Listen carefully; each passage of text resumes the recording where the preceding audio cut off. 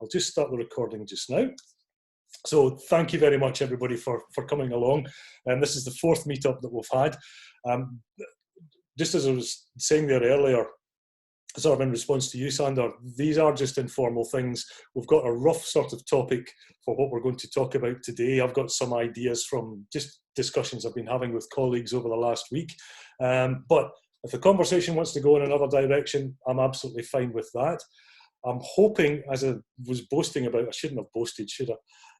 You know, that we've managed to keep on top of Zoom bombing and any other kinds of issues. If anything like that does happen, just please stay in the room. I'll try to shut it down and do certain things just in case anything like that does happen. It's very unlikely though. As I say, the waiting room has helped so far.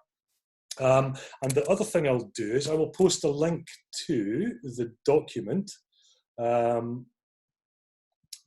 So I better not post a link to that. I didn't know it was a thing on Twitter. It's a way of using Donald Trump as a voiceover to other videos. It's starting to trend on Twitter. It's really quite good. Anyway, I won't share that link. I'll share a link to the live note document. I'll just put that in the text box. So basically in that document, I've just set up a few sort of rough conversation starters, if you like, sort of questions that we might want to have a look at. I've also got a lot of sort of reading material in there, so I hope you've all done your homework. It will be multiple choice questions. Yeah, don't worry, it won't be. There are some good articles in there, actually, and also there was a lovely piece. We had a piece from actually on the Distance Design Thinking blog as well, reflecting on what's happened, if you like, over the past few weeks, because we've been very much responding in emergency mode. And Inga Mewburn's had a really nice, produced a really nice post on how people respond, I think, in a bit of a panic, and what people do, whether they respond wishing that things could return to normal, or whether they pivot to actually changing to a new normal, if you like. Some people exhibit signs of grief. We've actually seen that in a couple of previous sessions that we've had here, people saying that they actually really physically miss the studio, they miss speaking to students, they miss the creativity and the being of studio. So I think it'd be a good time to maybe reflect on what we're kind of missing, and maybe what we've done so far to date, because the next thing we need to do is maybe work out how we're going to respond in the slightly longer term. I personally don't think we can keep responding in emergency mode. I think people will start to run out of energy. So I just wondered whether or not the group could maybe have a think about how it is we could use our communality, if you like, to come up with ideas for how it is we're going to respond in the short to medium future. So that's the kind of rationale behind the discussion today. But as I say, I'm more than happy for it to go in any other direction as well. But before we do that, we usually do a quick check-in. So I've already caught a few places around the world. Does anybody else want to check in? Jessica, would you want to check in? Would that be okay? How's things over with you? Good. For us, so we are actually approaching our last week of classes here. Oh, okay. And so I guess we, you know, we're done with the hard parts, and now we are just going to, you know, have students present. A lot of our classes are going to have recorded presentations. Mm-hmm. So, and then for our I guess for the entrepreneurship, we have our entrepreneurship, we call it the certificate here, but it's basically a minor. So our students who are graduating this year, so our certificate students are going to have a symposium on Monday. So that's like where they would normally present their, you know, like sort of capstone paper project if they are doing the certificate. And we are going to be just asking them to submit recorded presentations, and then it's going to be very orchestrated because we will have, you know, quite a huge crowd. Yeah, normally we would have, you know, like 100 people in the room, and usually each year we would have about like 20 to 30 students graduating with that certificate. Yeah. Okay. But otherwise all good here. Yeah. So and then have you started to think about what you might be doing next semester or next or has it just been a case of let's just get to the end of this semester and see what happens? Or So we do not have summer classes, but then my program is actually starting during the summer. So it starts during the summer every year, and so I'm in the planning. I'm currently planning that as well, and we made the call to go virtual last month, like early on. So my entire program for 10 weeks is going to be virtual, and it's going to be a design thinking program. So like, foundational design thinking program with about 20 students. And yeah, currently we are in the process of sort of interviewing the students and putting together the cohort. Cool, okay. Well, just quickly, just to finish the check-in, does anybody else want to say hello from any other part round about the world? Any volunteers? Mega or Tara, would either of you like to say hello? You don't have to, by the way. Don't worry. Or Zainab, if you fancy. Sure. Hi, this is Tara Sharon from the Maryland Institute College of Art in Baltimore, Maryland. How are you doing, Tara? We as well are coming up towards the end of the semester. Our students have responded actually quite well. They aren't well, but they're responding as well as they can. And our faculty have as well been able to be very adaptable. Obviously, it's the wheelhouse of the artist and designer, right? To be adaptable. We're starting to consider fall and what we'll do there. And I think, Derek, to your point that you made a few minutes ago, we certainly don't want to do the fall in this sort of emergency remote and alternative delivery. We need to have some better plans. And if we're going to deliver anything online from the beginning of the semester, it needs to be carefully and thoughtfully designed, not this, quick pivot out of necessity. So that's where we are. Cool. Okay. Well, it sounds like we're maybe at good timing just now. The other thing, or the other sense I got when I was speaking to colleagues over the last few days was, the distance design education blog and the website, it's been quite useful to help people just see that they're not doing the wrong thing, if that makes sense, but that over time it becomes less useful because you kind of settle into your own routines, but then you need a different shift in gear to think about what are we going to do longer term, or what are we going to do medium term? How do you actually do this properly at a distance, if such a thing can actually exist? So it sounds like it might be quite timeous for that. And we're also keen that we don't just keep churning out stuff that's of no use to people. So if there's something more constructive that we could do that's going to support colleagues in really making a genuine shift, a more strategic shift or a curricular shift to longer term online and distance design education, and that's something that we're more than happy to kind of support. Just for those of you that don't know, by the way, I'm Derek Jones. I work at the Open University in the UK.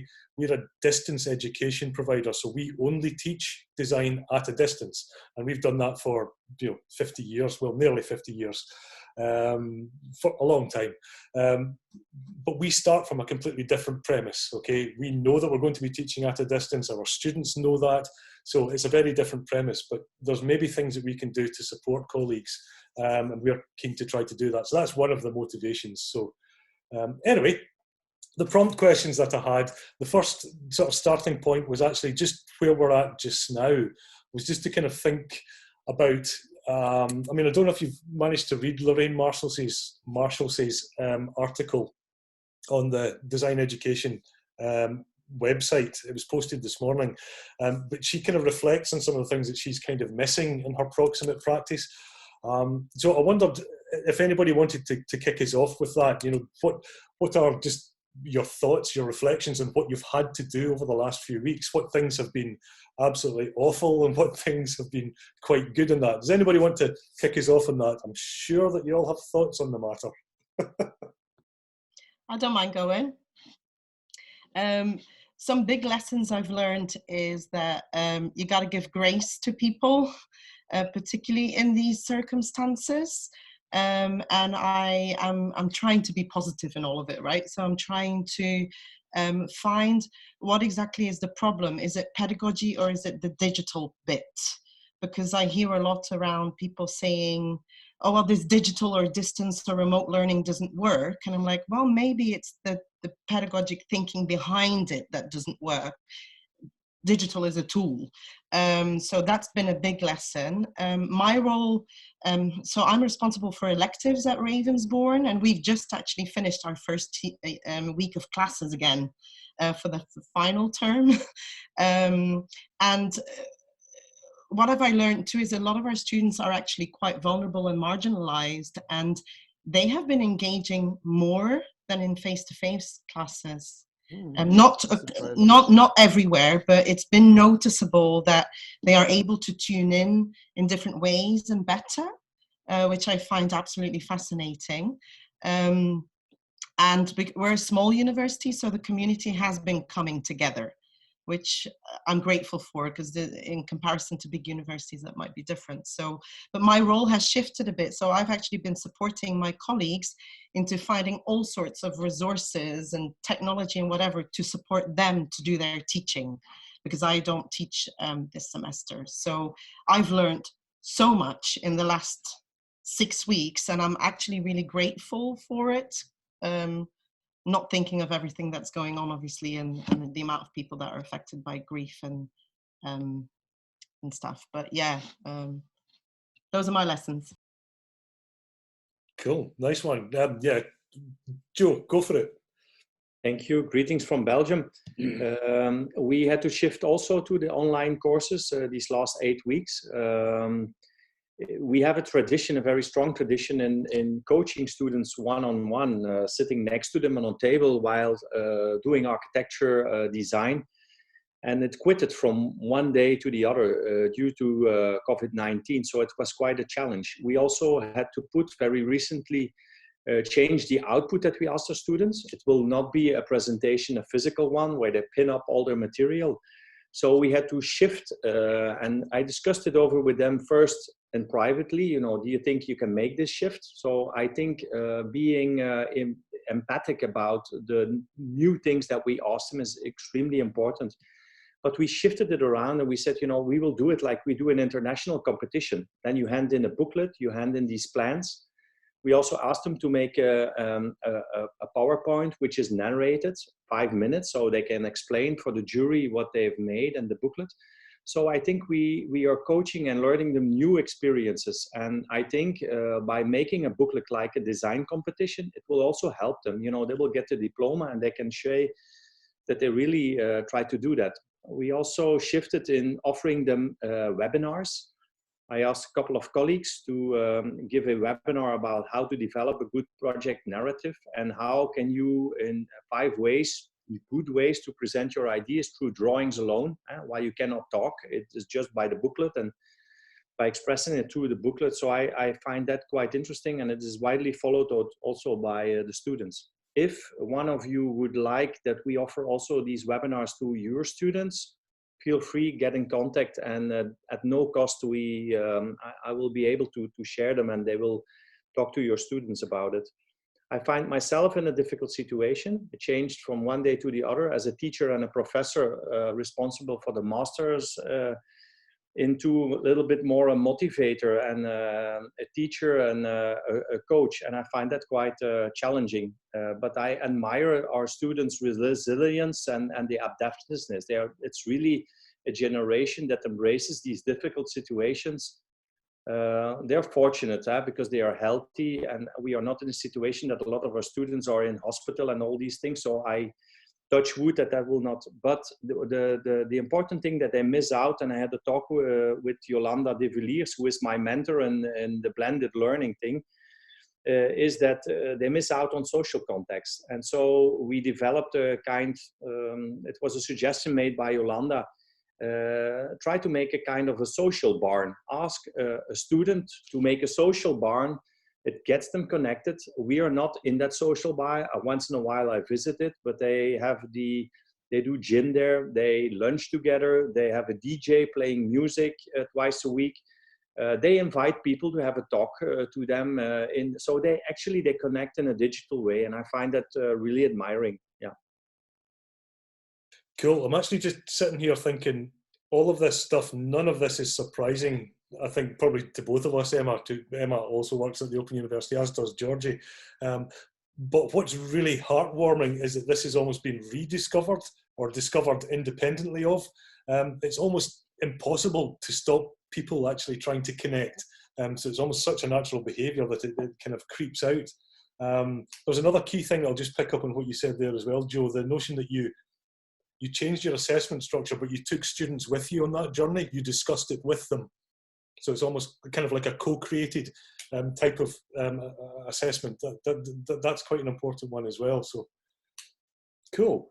Okay. Anybody else? Is anybody like really grieving for what they miss about proximate studio or proximate practice? Is there any big losses? What's the big, Sarah, go for it. I'm not personally grieving because I don't have a lot of face-to-face contact or delivery with students because I'm in middle management. So I look after about 80 FTE staff. We have 20 programs in the School of Design, and that includes everything from design thinking to graphics, but also to very traditional making skills, where the studio really is an integral part of the whole experience. So I'm kind of, it's vicarious trauma for my staff who for years have been trying to protect that kind of culture anyway against what they see as kind of, the market forces of HE. And some of the staff are thinking this is like the thin end of an agenda wedge to shift away from what is valuable about making and studio practice. Obviously it's not, it's a much bigger thing than that, but we are going to lose something very important in terms of materials thinking through materials, which is a different epistemology to design if we take a narrow view of design. So we've got a mix of those things going on. We'll still have good programs and we'll still have good experiences, but I don't think we're going to be able to keep the kind of thinking through materials that we have at the moment. I just don't see how it can happen. I mean, we have, for example, an MFA in glass. Not going to happen, and you can ask the same questions about things like textile design, about performance costume design, jewelry and silversmithing, quite specialized. And if we're looking at intake numbers, for example, as a way of making decisions about what is offered, then they're very vulnerable to those kind of criteria. So that's my grieving. It's coming. It's not been announced. I know what the decisions are. They've not been announced yet here, but I'm, as middle manager, I then have to hold the staff, the program directors that are going to lose that immediate way of being. It's not just teaching and learning. It is actually a way of being and a way of connecting with the world. So it's going to feel extremely traumatic for some people, even if they understand it cognitively. I think the reaction is going to be one of grief. So next week's going to be messy. That's completely understandable. Yeah. I mean, no matter how you you can be a techno optimist about this, but there is a hard limit to some things. I do wonder though whether there's maybe other ways of reframing some of that embodied cognitive knowledge. And again, that can be really difficult because some embodied practitioners, they are utterly inarticulate about what they do, except doing. Yeah, I would defend that. I mean, I have to do this on behalf of our programs to the university as well. And actually, we ran the research through design conference a couple of years ago. There's plenty of material out there that we can point to if people want to read articles and research on this. So there is a voice for this as an epistemology. It's not sort of an unknown area. So yeah, I kind of think that's not the point. So I was just wondering if anybody else in the group has any kind of traditional making teaching that they're having to shift online, or perhaps rethink what the fundamental points of it are, what that is important about those practices that you're going to try and maintain. Go for it, Lifters. Yeah, just chip in.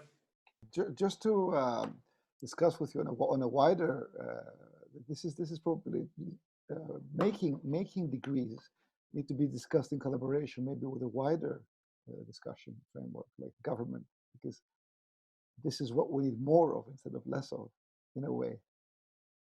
So it sounds really sad that more making degrees are going. Yeah, I have to agree, and I think it becomes a sector issue, not a higher education issue necessarily. So, yeah, it'd be interesting. But this is the kind of a conversation we need to have, because, for example, I have faced challenges during my teaching career in various institutions about promoting actually more making related curriculum rather than what's cheap and easy to make for universities. Great, it'll be interesting to hear more about that. Yes. Okay. Anyone else have anything that they wanted to reflect on over the last few weeks? Any key changes or key pivots that they've had to make, either personally or professionally or pedagogically? Okay. Is there anything that anybody has come across that just, sorry, yeah. Is that James? Oh. Nobody? Oh, yep. Go for it, Rob, yeah. Okay. Yeah, it's been actually interesting from my perspective to see a very large number of teachers at my institution, Warwick, having to actually really design things for the first time. So a lot of them are used to doing a kind of minimal amount of designing of their teaching and just turning up and talking and doing it. So now they're having to, online learning demands a lot deeper, a lot more cohesive, clear designing, thinking about narrative and stuff like that. So I've been working with a lot of them and they are engaging with design in a new way, which is interesting and good, I think. Painful for some of them, but good.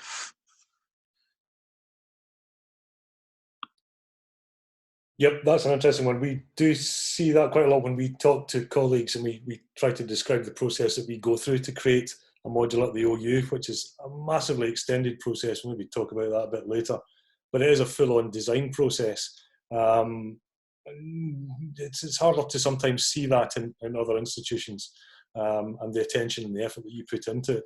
And, to mirror your point as well, Sarah, that we have to almost preserve the importance of that space, that thinking space, that uncertainty space that you need to go through as a designer. That can sometimes be very difficult to articulate to other colleagues from different modes and different traditions and different practices. And I think that's what's been nice about this group, well, not just this group of people directly, but the community, that we do need as a design education community to remember that there is something slightly different about what we do. I think Sarah's point about the materiality, the physicality of some of the knowledge that we have is exceptionally important. I wonder then, is that something that, it's not a case of grieving for something that's missing perhaps, is it something that we should maybe recognise as saying, this is something that's really special, non-replaceable, and it's something we have to actually nurture? Maybe touches on your point, Lefteris. It's something we have to nurture and actually take into the future and be even more protective is maybe the wrong word. Defensive is the wrong word as well. I don't know. There's something we maybe need to do. Part of a wider discussion that cannot be solved just by higher education. It's a countrywide discussion. So it's got to be solved by many more stakeholders than are now looking at it. So how would we, if we were, as I say, to take that from our experience as design educators, how would we then engage with those other spaces in conversation? Because our immediate concern, and we talked about this earlier this week as well, you can almost... In the UK, for example, and NCEA is having some conversations, on that with government. They are, but they're speaking to a government who doesn't necessarily want to listen to what they're saying sometimes. And again, the art and design curriculum has shrunk again as a result of the last recategorification. Yes. Well, I think it's on many levels. It's on many levels. Or from the smaller level, it can be on the curriculum of having more making and doing activities on our curriculums. Mm-hmm. But of course, then is trying to widen the discussion on in any way we can.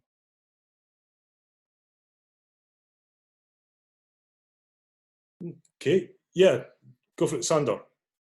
I've been working with first year bachelors last quartile. So in the middle of the quartile, we had to move online. Traditionally, we had a final part of the assignment where they would reflect more as a, let's say, starting professional on how they related to their peers and also how they related to our profession. And so we noticed that we needed to ask for more personal dimension in the final assignment. So we asked for an essay. What does this do to you? What do you miss? What do you value now more that you didn't see before? So my hope in a way is that we are raising, let's say, cohort of students that is so very strong aware of their basic values and what they want to pursue as an upcoming professional. That I'm really interested in following this cohorts and see what comes out of it. I expect great designers, to be honest, influencing government and stuff, because they are so much thrown back to their basic values that they miss now. Like social practice and stuff like that. So. Yep. Mm-hmm. I think that was one of the first lessons that I learned when I started design education. I was really quite struck by how much we put onto the student the responsibility of learning, and that there's almost like an inversion. There's a lot of dependency on method, but in a proximate studio there's a bit of a dependency on tutor or a dependency on cohort or on others. When you're at a distance, you really have to articulate your values much more clearly, and that makes you almost become a bit more self-reflective in a way.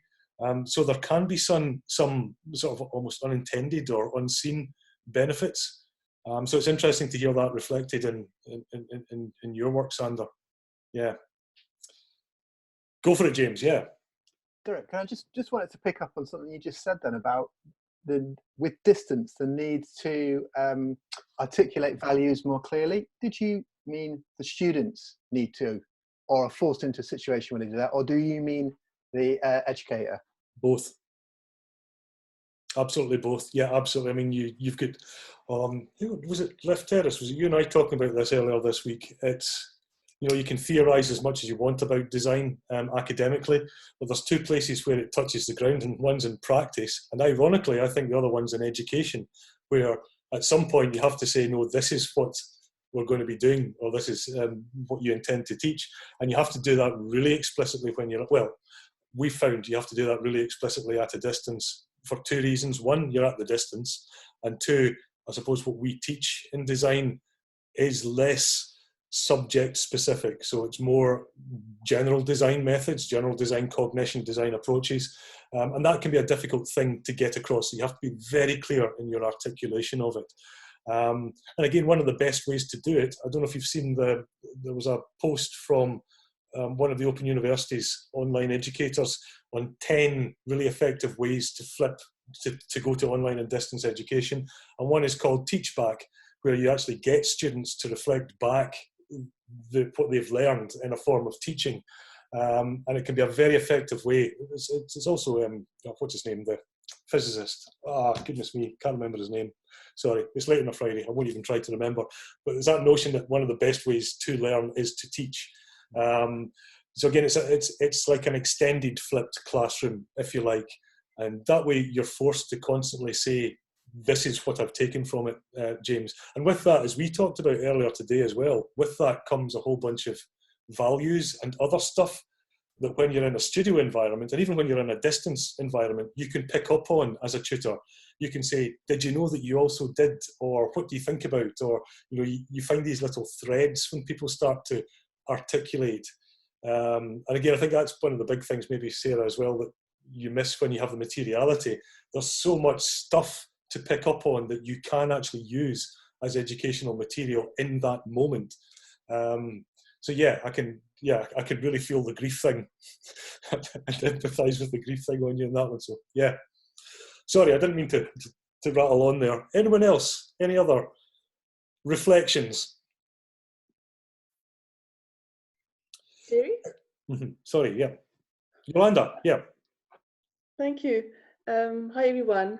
Sorry, I joined late. I had to pop out of another meeting, which is triggering this point of comment that I wanted to make is I think that having been involved with online learning for a while and observing people transition into online learning and teaching from a mainly face-to-face environment, I think it's becoming clear that, like you said, we have to plan things ahead and we need to be more conscious about the modes that we select for which kind of learning experiences. So, you know, whether we choose synchronous or asynchronous, formal, informal, or social, or whether it be in physical or virtual spaces, we can't just assume that obviously, you know, the whole Zoom craze of, okay, fine, we're just going to move the studio into a Zoom space. That is not, it's proving not to work that well because it's not, Zoom is not, or live and synchronous interaction is not good for everything. And so just yesterday we had a long faculty board meeting that was normally it would take a whole day on campus. So my dean decided instead of having a long day-long Zoom marathon, he would put the documents up front in, would basically flip it. So he put the documents in a Google Drive with some Google forms that people could respond. There was a time allocated for people to go through it and contribute and then reflect on it. So the live meeting was just an hour long. It was just to verify and endorse and to check and to confirm. And following the live meeting, there was another 2 hours or so for people wrapping up stuff. And by the end of the day, we had the meeting minutes all sorted out, the video, audio, text transcript, and everything all back into the folder. So that to me was a very nice idea of, you know, how can we navigate these different kinds of spaces so that we can make the best use of the technology rather than just rambling on in whatever space. I guess it's a spatial question. It does boil down to that. I agree, and I've had so many conversations with colleagues over the last couple of weeks round about notions of synchronicity, proximity, and spatiality that are neither physical nor virtual, that are actually to do with, you know, how we construct those things in our head. So that's one of the reasons, one of the other motivations behind this particular theme is that before we forget what it's like to be face-to-face, it might be an idea to take some of that good knowledge and ask exactly those questions, Yolanda. What modes are suitable for this? And it's not a case of translation. I think, well, again, was it James? It might have been with you this morning. We're talking about that. It's not a case of translation. It could be a case of transposition. And there's maybe other ways of converting it. Well, just on that then, we'll maybe pivot the conversation to maybe sort of starting to look into the future. And one of the things that I was keen to do before we do that was just do a quick check-in on people's belief systems. I know this might sound a bit invasive. Don't worry about it. It's not, it's not that bad. So, as I say, Inga Mewburn had this wonderful post about crisis management and how people respond to crises. And again, one of the things that a lot of people tend to do is just assume that it will blow over, that things will go back to normal, or some people will respond with grief and will just close down, or some people will respond more proactively and maybe just do stuff, but not necessarily with any direction to doing stuff. There's lots of different responses. There is no right response. Well, I haven't seen any right responses so far. I don't know if anybody could actually say, yes, this is the right response. But again, what we believe is going to happen in, say, 3 months' time or 6 months' time is going to have an impact on what we decide to do and how we decide to plan for the future. So, for example, if we do believe that there's some kind of return to normal going to happen, then that's going to impact the way that we plan the next curriculum. So, again, I just wanted to check in. I just wanted to sound people out in terms of what they think might happen. And again, this is not a scientific inquiry. It's it's about your subjective experience, how you think you might be responding. And again, you don't have to respond if you don't want to either. I'm just a bit, sick and interested.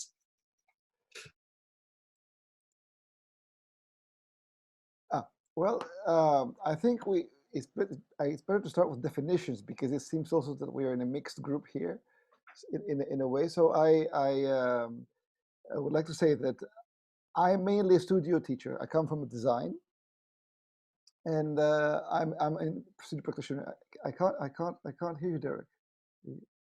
Wait, you've muted yourself. Okay. Yeah, I'm muted. Okay. So in that sense, teaching a studio environment is an experience.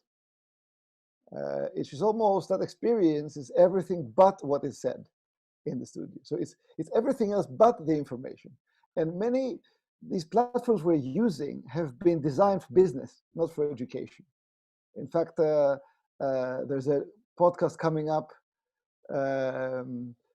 with T. Uglo, head of Google Creative in Design Education, talks very soon, that we're talking about the fact that we don't have the tools to do education on business platforms. Okay, so the grief I think everybody is talking about is the fact that we cannot recreate this experience, and we are trying to simulate exchange of various kinds of information through various mediums here. Could I maybe just quickly add to that one, Left Terrace? Because even when you look at the educational products that are there, they are then in turn not designed for design educators sometimes. Absolutely. Might have linear modes of conversation. Well, okay, that's not true. We've got absolutely. Yeah. No, I mean we're using in Madrid. We're using Adobe Connect. It's good. It's good. But as I said, it cannot simulate the experience. So in my experience so far is that the students are engaging less than physically. It's harder to get the same level of engagement via distance education than it is to get them with physical education. And to answer your question, Derek, I'm an optimist, so I think that the things will get back to normal very, very soon. Already in Spain, we are seeing provisions of measures being lifted. Children will be allowed to go out again. And I'm quite an optimist that we'll be planning for a regular curriculum next September. I just wonder then if I could maybe pull in Heather. Would you be up for maybe? I know that we had a very brief online chat about whether things should go back to normal, or maybe whether this is an opportunity to maybe think about that, or. Yeah, sure. Yeah, so just thinking that, I mean, always there are reasons to change, I think, especially with design. I mean, it has always been changing, throughout its history. And then also as society and technology changes, there's a need to sort of reevaluate how things are done. And if you have a really solid and very good tradition, as at the institution where I am currently, there's, it's very, very good at doing certain things that have been, very important for a long time, but maybe a little bit scared to try new things. Certainly being away from the studio, because I mean that's sacred, and all of these types of things. And I think also more generally, just reading in the news and different things, seeing people saying, well, actually, spending this amount of time with my family is actually good. People out in the streets walking is good. Being aware of when the economy collapses, or the people who are most at risk, maybe we should be taking better care of them. I mean, all things like this that have come more to the foreground in the present moment. And I think also in design, there's some of us thinking, okay, how can design respond to this, in the kind of short, mid, long term? How can we help? Because that's sort of what design can do, is respond, through engaging with artificial and so on. And that brings up questions also about how is design sustained? What are the maybe flows of resources? If we look at, who are the typical clients of design and the things that really constrain, where students can go to work, and then also how the education operates. There are certain constellations that have been quite solid so far. And I think now maybe there's also some kind of an opportunity to think about, how else design skills and opportunities might be framed. So those are just some sort of rambly thoughts, but that sort of came to mind when I saw that bullet point, which is why I put the comment in. Yeah, no, cool. No, thanks very much for that, Heather. We'll maybe come back to some of those points. I'm going to bring in James just now. I think you had your hand up on that one. Yeah, go for it. Thank you, Derek. So just coming back to your question specifically about optimism or pessimism, or what we're thinking about going forward, I definitely think we're trying to start to plan for 3 scenarios. So I suppose an A scenario as we're back in the physical world, but I think the most likely that we're starting to work on is the idea that we will be online in some form still come September, October, and that we need to start work now to think about what that'll look like.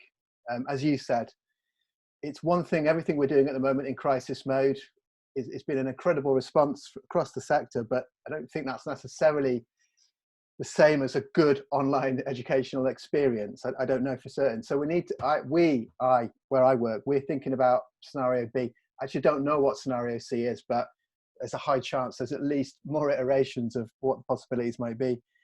But I also think there's an opportunity right now to think about, again, coming back to sort of, we're learning about distance education for those of us that haven't done it.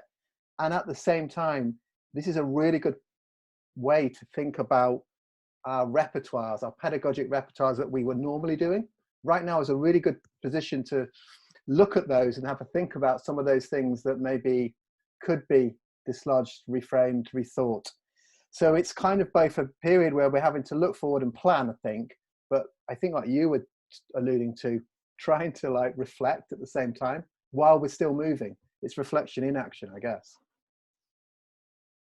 Yeah, I see what you did there. That was quite good. Yeah, nicely weaved into the narrative, that citation there.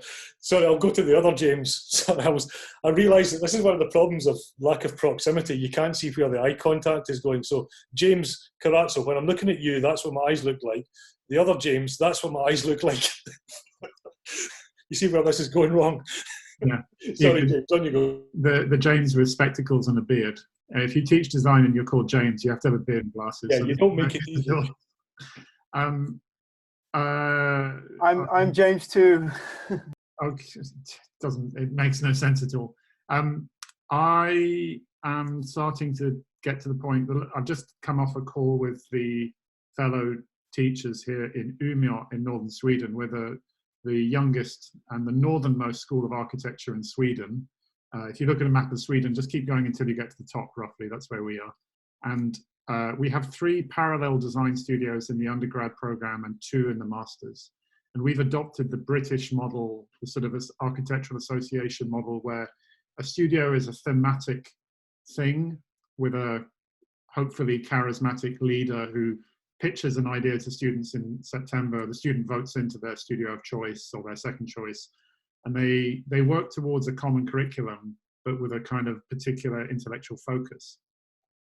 But the problem I've seen time and again here and in other places is that we use the word studio to define lots of different things. And something I'm writing at the minute, and something I have been writing in the last week, is trying to tease this out.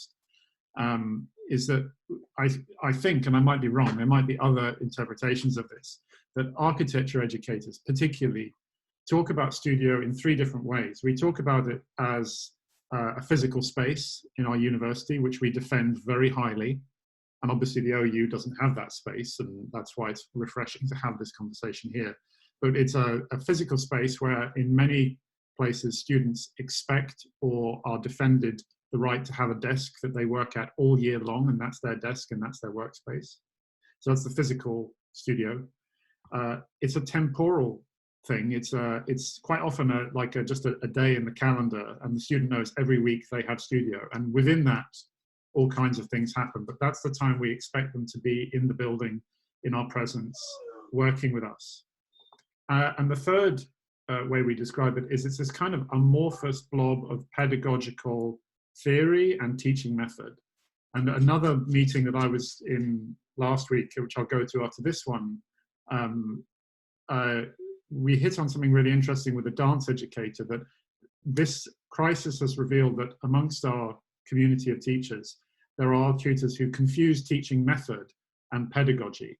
There are people who use the studio as a kind of vast space into which they either have quite dictatorial, reproductive teaching method, which is not so intellectual and not so informed by, you know, a theory, but it's also home to some amazing teaching pedagogy and some amazingly inclusive, transformative, engaged, collaborative pedagogy, which is what we celebrate and love.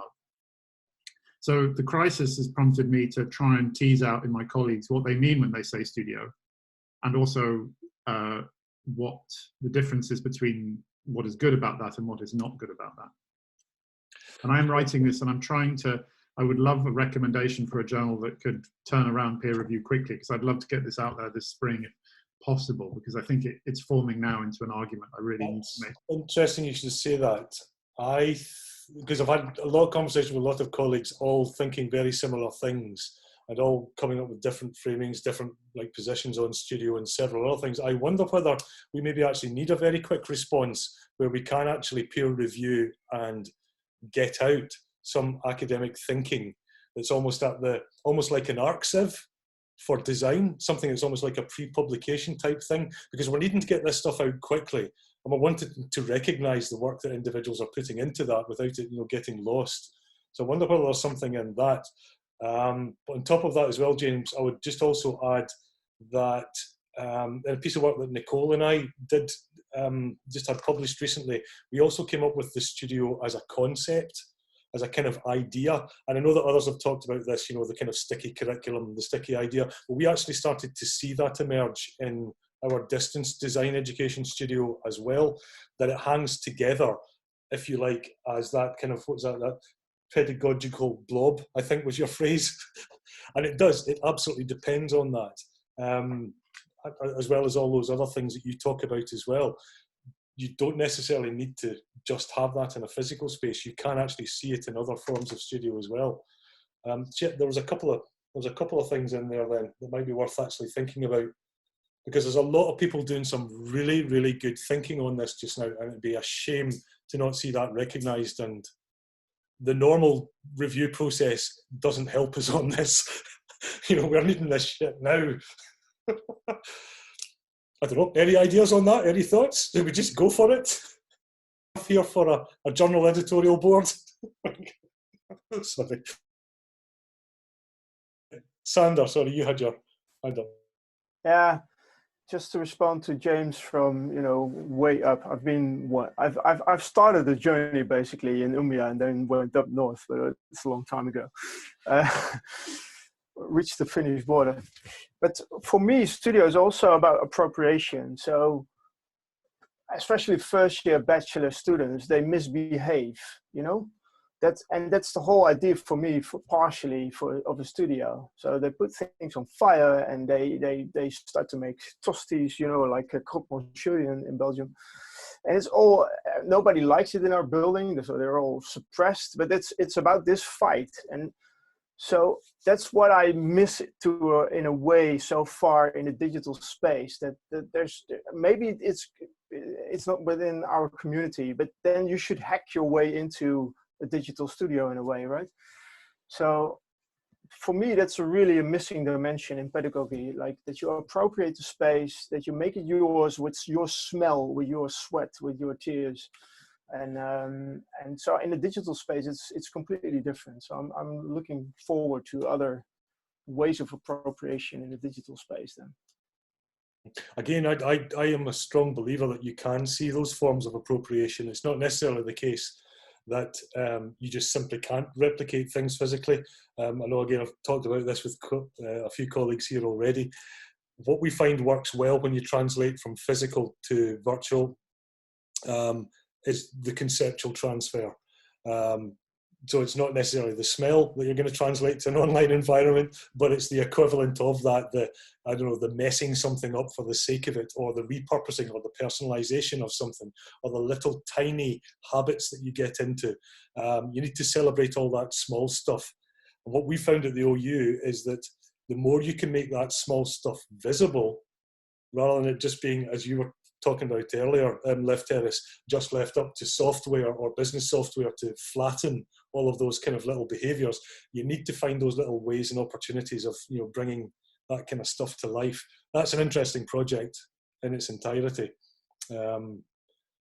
Yeah, sorry, go for it, Heather. And then, sorry, did somebody else want to come in there as well?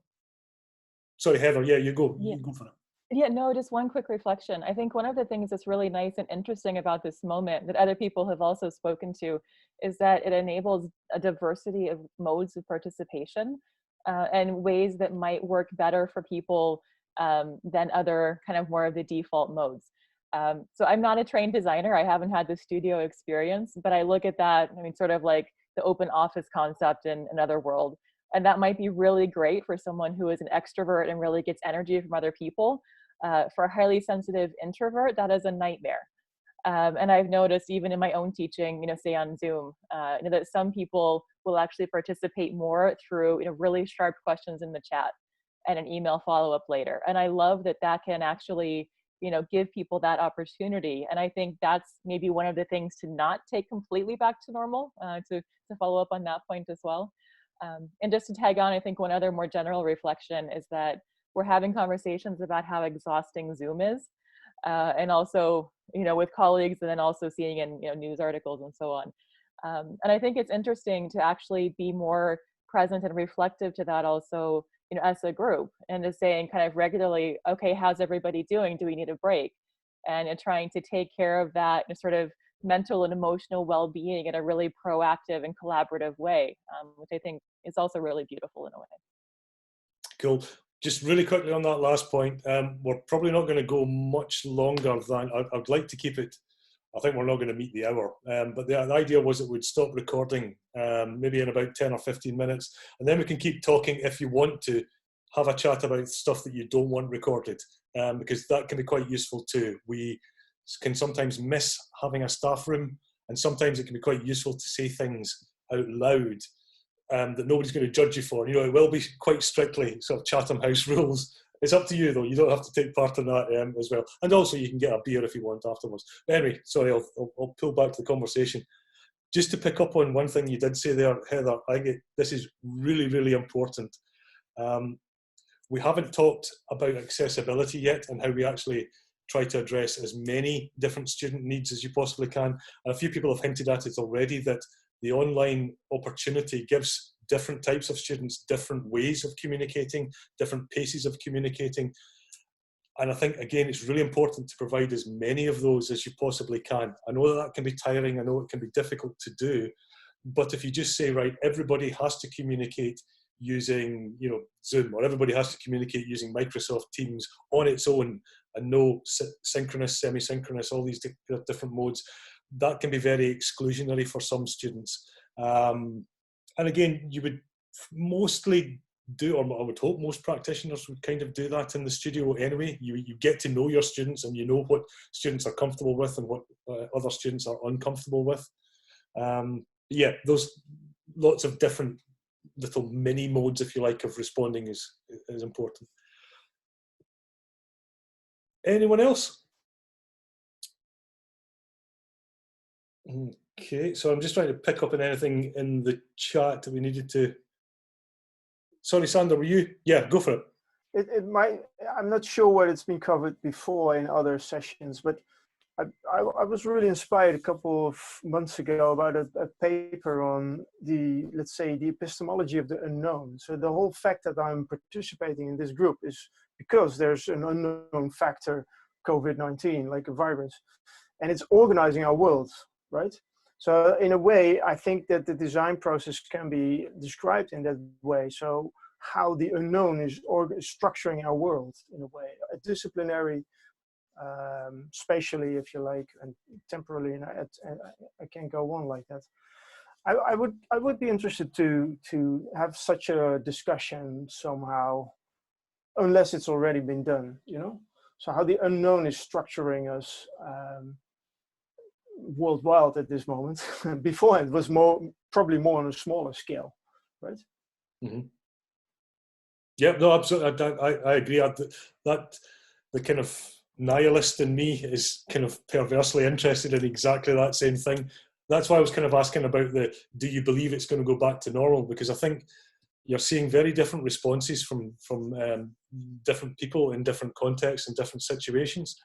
Well, maybe if we just move to that really quickly, just to kind of sort of end or start to move into the end of the session, just looking at what we might need to do, what we might need to plan for. I mean, has anybody started to embark on plans, specifically and strategically? Does anybody want to share anything that they've been thinking about in terms of that? And more importantly, is there anything that we could maybe do? Sorry, yeah, go for it, Emily. So I'm responsible for taking forward the generic induction for students, for first-year students. So I've started planning that. I don't know who it was who earlier talked about 3 scenarios, and that's exactly what we're trying to do. So we're thinking, because we are a small building with not many students and staff, that we might be able to open in September for certain areas and certain access. So what kind of welcome do we do for that? Or is it blended, or is it totally online? Or do we start in November? Do we start in January? So there's more than 3 scenarios in there, right? So I'm now jumping on all these webinars from the States and new products to see what I can do online, and mainly to create connection between students. Because the connection piece and the getting used to university, so the apps they need to use, the virtual learning environment, I'm not so concerned about the enrollment process and showing your ID and stuff like that, but really, what is it that they firmly need to know before they can even then come into whatever the studio looks like. So I've started, and I'm happy to share some of my experiences with some virtual environments. One of them has been absolutely amazing, called Icebreaker Video. And I have a call with them next week. They're based in the States. So I've started planning that. But whatever that will look like, it's moving pieces, isn't it, all the time? And in a way, we're trying to work a little bit more collaboratively than we have before, because we're pushed in a corner.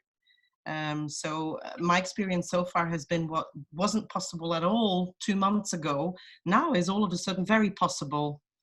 Even if it's a signature on a form that I have to print. We've just done assessment boards. I haven't used a single piece of paper, and usually there's just reams and reams of paper. So I'm trying to work more collaboratively, even though I'm zoomed out.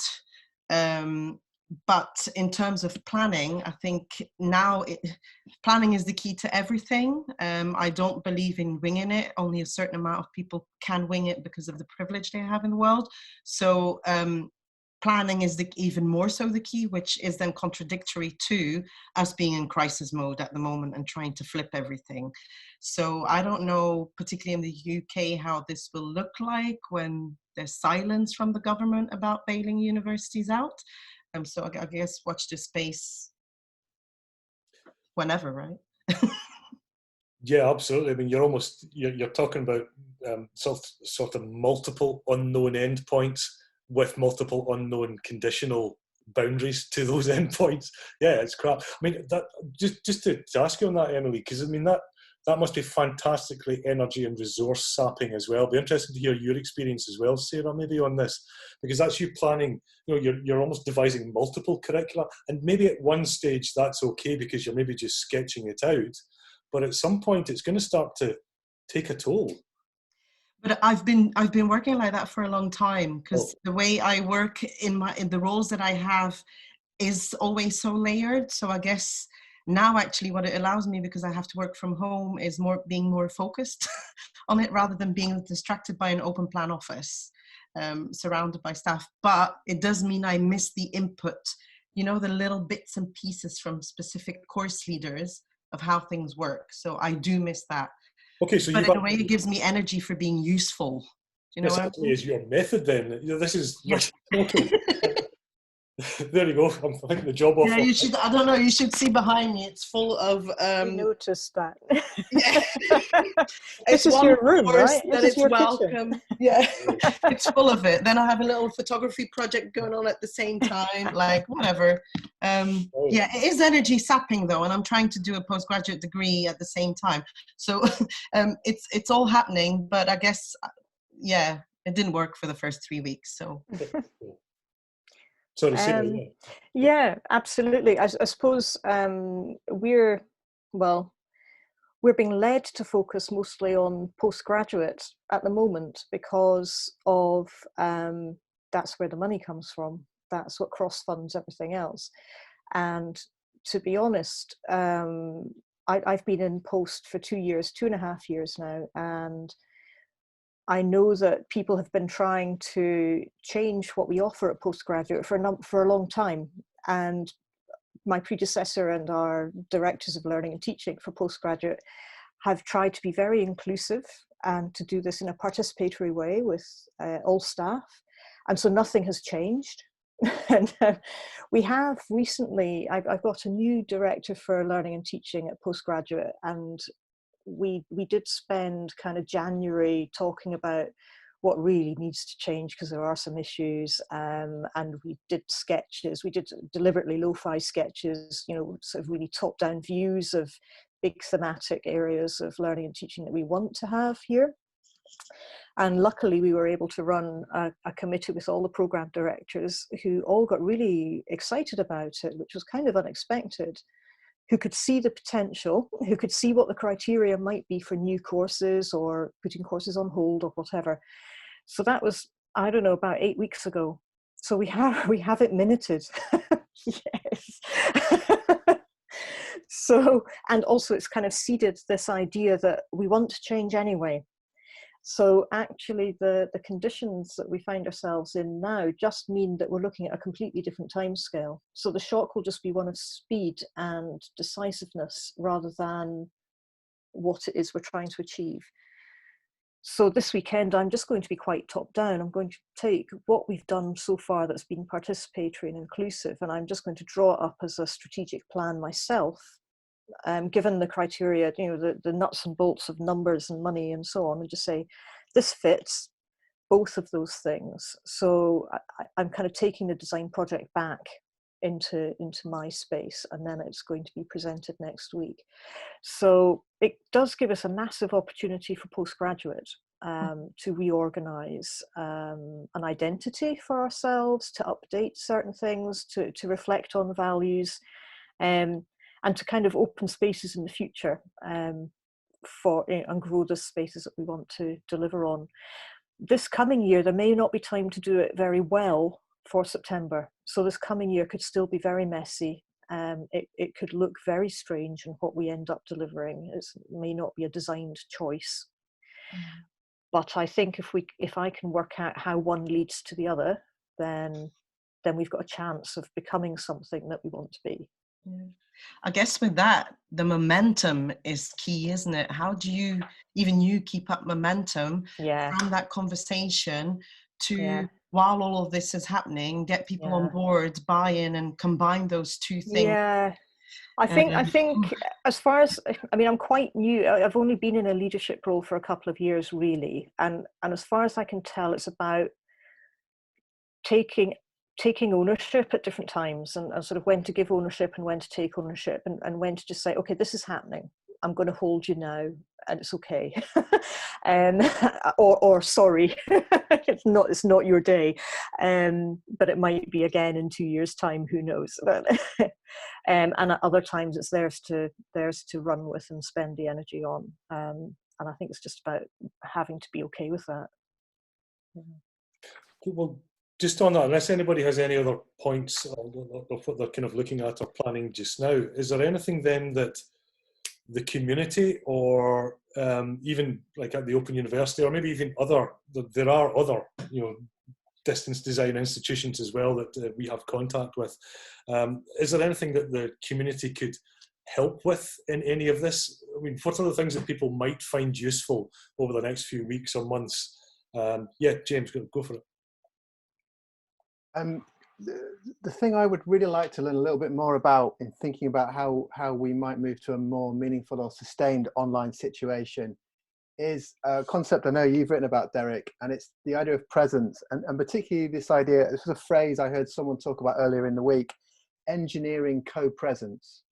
How do we engineer some form of co-presence, which I suppose, just to go back to the brief conversation about the studio, in a way that was always a kind of underlying function of the studio, whether it works or not as a physical space, to engineer co-presence, that was one of its intents. In this kind of distance situation, I would really like to know more about strategies, because I think that will help my staff think about how they might start to rework aspects of modules and curriculums for a kind of sustained online period.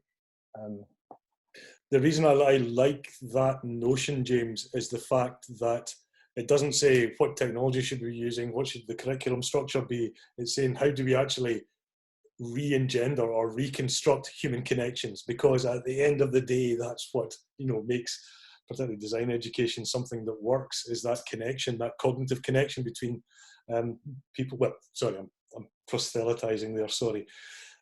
To me, that's always the start. When we do projects at the OU, the ones that work really well, Nick, you might contradict me here, well, hopefully you won't.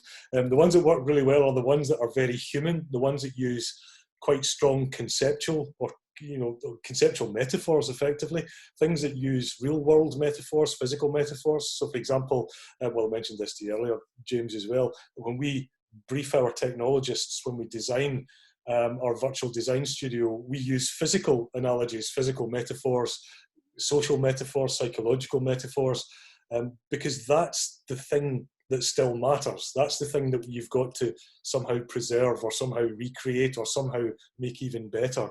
And that's the big challenge. Anyway, I'm going to stop preaching there. Sorry, Nick, did you want to add anything to that? Or does that make sense? Okay, cool. And it also hinted at, I can't remember, was it, she's maybe dropped out. Oh. Sorry, she's disappeared. Oh, well, that's a shame. It was that notion of sort of social introductions and how you induct students into an online space, and not just induct them into, this is how you use the technology, this is how you sign on, this is how you do this. It's how you engage them in a community from the start, or in a subject from the start, or in a professional space from the start. That kind of thing is of interest, I think, to myself. Is there anything else that anybody would want to add to that sort of list? Anything that would really help people in these kind of next few sort of months? Is there anything that we could do, or anything that people would like to see happen? Joe, yeah, go for it. I wonder, and I would find it an interesting topic to share with you, maybe in the upcoming sessions, is how can we evaluate in a digital way? How can this be organized in a democratic, positive way for the students? What do we ask for the lecturers or the crits that come in and join us? If we go all the way digital, that would be, I think, an interesting topic. How do you leave everybody in his own atmosphere joining this session? Is it one-on-one? It is a group thing? How do you organize this? What do we do in advance? All these elements, I think it would be very interesting to share thoughts about that. Yep, and I believe that you and Yolanda might be working on a bit of an article looking at that just now. Cough, cough. Yes. Yep, excellent. That's good. So you're still on target then. That's good. Yep, no, because I mean that's one of the articles that's seen the most hits was Yolanda's one on looking at how you do online crits, but that was a non-summative version, if you like. And I think you were going to have a look at the sort of summative equivalent of that. I think if I just very briefly, I feel with my students, they are at the moment feeling quite comfortable with the digital way of teaching, but they are scared about how the evaluation will go. Mm-hmm. And it is a problem in our faculty that they are too much focused on the final result. Will I get a good grade? But I imagine that there's also some problem that you guys are sharing. So I feel the biggest fear for them at the moment is, how will you find an honest way in evaluating my work that I have done, while you cannot control if I did it all by myself or I shared it with my neighbor, they're scared about it. But they have a lot of questions, not really scared, but they're anxious how this will work. Yep, cool. And that is arguably exacerbated perhaps by students coming through an education system that maybe forces them to really, really think that there's only one right answer, or that you have to do it on your own, or that team working is actually cheating. You know, so yeah, unpicking those sort of ways of behaving and responding, that's definitely a challenge that I recognise, and Nick, I'm sure, does as well, and Emma at the OU. Definitely. No, that'll be a good one for the future. I think it'd be good, actually. I know we did have a discussion on assessment, but it was very much in emergency mode. And I think it would actually be really good to almost bring together maybe different models of assessment, because there's quite a series of distributed practice, and it's actually quite interesting how you do that and make it visible at a distance. Any others? James, yeah, go for it. Sorry, I have got one more. I'll keep it quick. It's really this synchronous, so temporal, really, and what we're noticing. I know it's written about a lot, that we're realizing students are working in different ways. Time has moved slightly differently for us, for those of us, I think, that have used to working in a physical mode, where really it's about synchronous, isn't it, really? And anything that's asynchronous is really get on with your project over there. Whereas I think the online changes that, doesn't it? And I'm still very new to that. But again, some kind of like input that would help, maybe I'm thinking of my staff, think about how they would design that into a module structure, a curricular structure. So thinking about time in a different way, and where are those moments where everyone catches up? Where are those moments where there can be the sort of asymmetrical use of time, I suppose? Yeah, no, I completely concur with that. Time is definitely a dimension you have to think about when you're at a distance, and think about it in completely different ways, as you say, to just being approximate practice. Yeah. Sarah, yes, sorry. I had a response to that, but I don't know if you're just collecting questions and topics for. Well, no, go for it. Anything, honestly. We were in a strange situation this year where we've got an agreement with Shanghai College of Fashion, where we deliver teaching in interiors for fashion spaces, and also in fashion design. So we had two programs that, because China shut down before us, we had to deliver those. We had to go to online a month earlier for those two particular pieces of delivery. And the learning from that's been really important. And interior design have found that they're very upset, because they've had feedback from their students that the students prefer the online delivery. and the sort of the cult of the personality of the tutor has been eroded a little bit, because of that. But and I think that's partly because they've been very good at structuring what would otherwise be really intensive online sessions. So they start off effectively with a brief for the time they have within that day, and the students go off into breakout rooms, or they just go offline and work on their own, and they come back together. I mean, just like you would in a studio, actually, where you do some work and you bring it back and present it back to the whole group. But the timing of it works very well, and the tutor doesn't have to be online while the students are doing that work and responding to that. And the students are very happy with it. It seems to be working really well. So we're kind of sharing that with the other programs as well, as something that has been good. Can I respond to that? Yeah. I'm actually curious now to know that all of a sudden we have to think about, and you said that earlier on, we have to think about what we do. We need to be conscious. Perhaps it's the fact that we are being more transparent with the students. Perhaps it's because we involving them more. Perhaps we showing our humanness. Perhaps it shows our vulnerabilities. I don't know. Is it perhaps something other than the mode that is helping or making? Because this is not the first mention that I've heard of students. I think at QUT in Brisbane, Dr. Lindy Burton was saying the same thing. she's not sure whether her students really want to go back to the physical studio. But it could be a honeymoon phase. It could be just the fact that they in this really kind of exciting space together with their tutors, and perhaps there's more structural transparency. I'm just wondering about that. Yeah, that is interesting. Again, it partly reflects something that we have noticed, well, not noticed, but was designed consciously from the start at the Open University, where you don't have the expert there in the room with the student. So you have to devolve, if you like, that immediately. And that we have a tuition practice whereby tutors who are responsible for a smaller group of students, they are not supposed to teach. They are only facilitators, which is very like, actually, you know, a studio model. The liminal servant, I think, is the lovely phrase from, I can't remember who wrote that one. So that notion of you being, if you like, an advocate for the student or a coach for the student, somebody who's there to help support that, it creates a very different atmosphere. But it's interesting, Yolanda, that you say, or you ask the question whether or not that's just because we're responding to this. It's almost like the Hawthorne effect. You know, because we know it's special and different, our behaviour is going to be different. But once the special and different becomes normal, what then happens? What embeds as the new practice? That'll be a nice one to keep, I personally think, because I quite like getting to the stage where you can ask a question together with a student rather than you always being the point of reference, which is a very old-fashioned model of design education now anyway. He said, assuming it is an old-fashioned design model of design education. Okay, right, okay. I'm getting nothing back in that one then. That's fair enough. Yes, it is.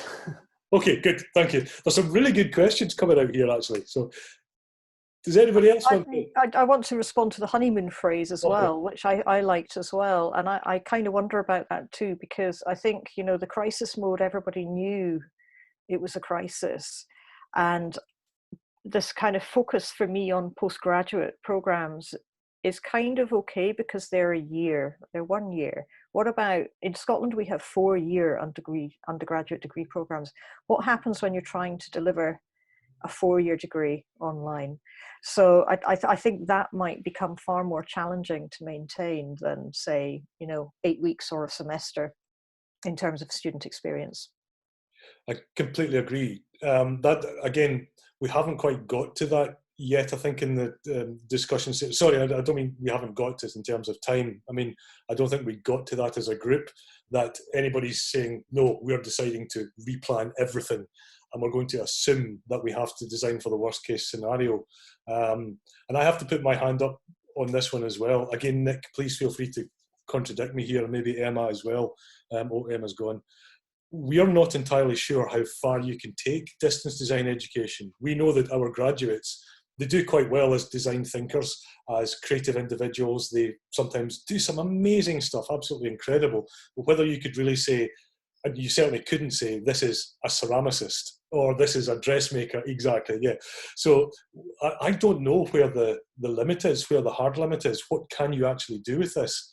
I think we're going to find out very quickly. I know there's some interesting models. I need to desperately try to find them. So, for example, in India, there are a couple of distance courses where you can actually graduate as an architect, which was quite mind-blowing to me as an architect, and even as a design educator and an architect.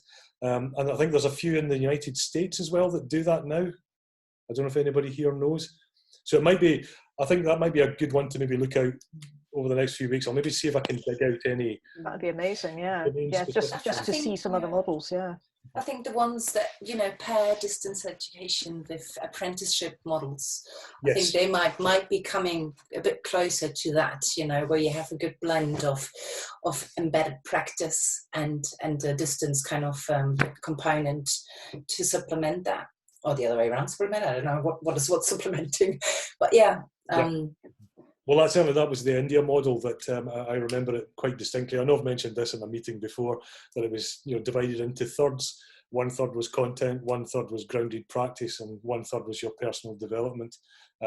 So yeah, it couldn't exist without, as you say, Mick, that physical practice taking place. But how we give all students that opportunity, that's another well, certainly in the UK context. Sorry, I'm drifting a little bit. My apologies. I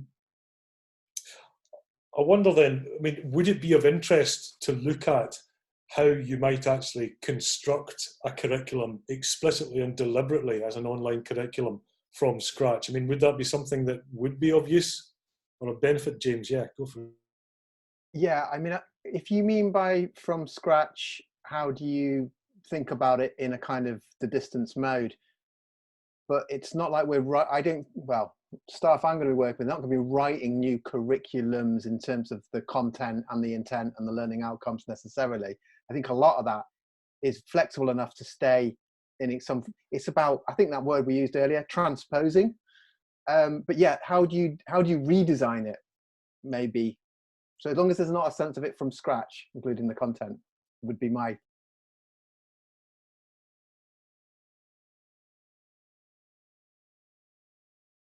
That's a really good point you make there, Sarah, in terms of actually using that for resilience. Yeah, that kind of matters. Okay, cool. Okay, I think maybe we'll kind of start to wrap up at that. Sorry, it's gone over a little bit. I didn't mean it to go on so long. Does anybody want to add anything else? I mean, just anything at all just now. We're still recording. We'll do the not recording bit later. Again, it's not compulsory. You don't have to do it. But yeah, does anybody want to add anything else just now? Cool. Okay. Well, sorry. I'm distracted by the smell in my house by now. What are you having? What's for dinner? Yeah, that's the thing that I miss in the digital space. Yeah, that's a few times you've made it the smell thing there, Sander, I think. Sorry, Derek, I can just perhaps, just on the question of fully online courses, just to be brief, we've been in contact with the Boston Architectural College. They've been running for about 20 years, some fully online courses, I think especially masters, bachelors as well.